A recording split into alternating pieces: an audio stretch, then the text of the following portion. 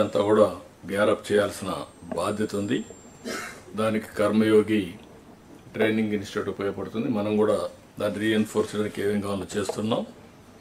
Filed clearance పైన కూడా గవర్నమెంట్లో ఈరోజు ఆన్లైన్ ఫైల్స్ ఉన్నప్పుడు కొంతమంది వ్యక్తులు కానీ సెక్రటరీలు కానీ ఇండెఫినెట్ టైం 1 year 6 months తీసుకునే పరిస్థితి వస్తున్నారు. 3 months అట్లా.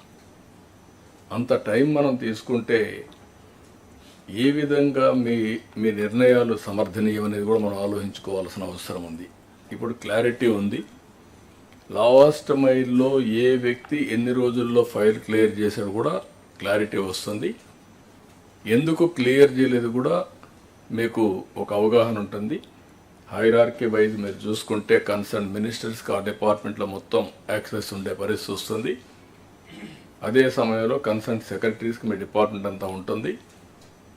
నాకైతే మొత్తం కూడా వచ్చే పరిస్థితి వస్తుంది. దయచేసి మనందరం ఫైల్స్ అన్నీ కూడా వేగం పెంచాలి.